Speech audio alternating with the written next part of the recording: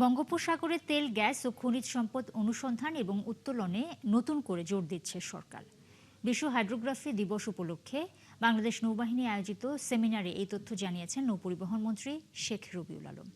এ সময় তিনি অভিযোগ করেন, আগে সরকারের সিদ্ধান্তের কারণে এর সুফল নিতে পারেনি বাংলাদেশ। বিস্তারিত জানাচ্ছেন Nadia Sharmin.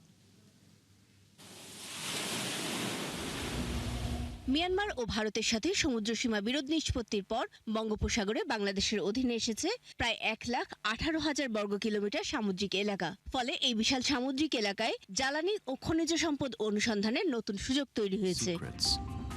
Hidden depths, shifting sands and treacherous shoals. এখন পর্যন্ত যে গ্যাসের মজুদ পাওয়া গেছে তা বর্তমান হারে ব্যবহার হলে তা দিয়ে চলবে আর এক যুগ। এমন বাস্তবতায় জ্বালানি নিরাপত্তার জন্য জরুরি সমুদ্রে নতুন গ্যাস ক্ষেত্র অনুসন্ধান। এজন্য 2026 সালে সরকার বঙ্গোপসাগরের 26টি অফশোর ব্লক আন্তর্জাতিক দরপত্রের মাধ্যমে অনুসন্ধানের জন্য উন্মুক্ত করেছে। এর মধ্যে আছে 11টি অগভীর এবং 15টি গভীর সমুদ্র ব্লক। আরো 2টি বন্দর বাস্তবায়নের পথে আমরা কিছুটা ফাংশন করছে পায়রা। বিদেশি বিনিয়োগ আকর্ষণে উৎপাদন বন্টন চুক্তি বা পিএসসিও সংশোধন করা হয়েছে। বাংলাদেশ নৌবাহিনীর ব্যবস্থাপনায় বিশ্ব হাইড্রোগ্রাফিক দিবস 2026 উপলক্ষে আয়োজিত অনুষ্ঠানে নৌপরিবহন মন্ত্রী বলেন, সমুদ্রে বিপুল অর্থনৈতিক সম্ভাবনা রয়েছে।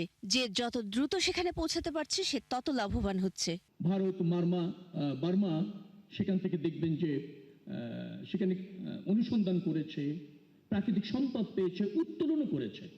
বাট আমাদের সরকারের সিদ্ধান্তের কারণে সেখানে আমাদের যে সম্ভাবনা আছে তা প্রতিষ্ঠিত হয়নি, সে সুফল আমরা পাইনি।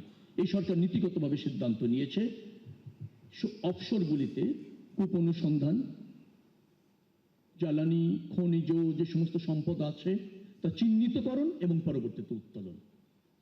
ডেফিনেটলি হাইড্রোগ্রাফি সেক্ষেত্রেও ক্রমাগতভাবে অবদান রেখে চলেছে। 1983 সাল থেকে বাংলাদেশ নৌবাহিনী দেশের সমুদ্র অঞ্চল ও বন্দর সংলগ্ন নদীপথে হাইড্রোগ্রাফিক জরিপ এবং আন্তর্জাতিক মানের নটিক্যাল চার্ট প্রকাশ করে আসছে। বাহিনীটির প্রধান জানান, দেশের হাইড্রোগ্রাফিক সক্ষমতা জোরদারে প্রয়োজনীয় পদক্ষেপ নেওয়া হচ্ছে। Bangladesh Navy is actively pursuing modernization through the adoption of advanced survey technologies, autonomous systems and integrated data management solutions.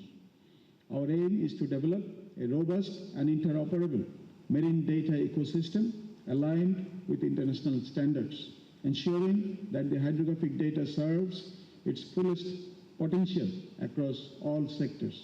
আঞ্চলিক ও আন্তর্জাতিকভাবে সমুদ্র সম্পর্কিত তথ্যের কার্যকর ব্যবস্থাপনা ও আদান প্রদানের মাধ্যমে টেকসই ও নিরাপদ সামুদ্রিক উন্নয়নে জোর দেন তিনি। নাদিয়া শারমিন, 71, ঢাকা।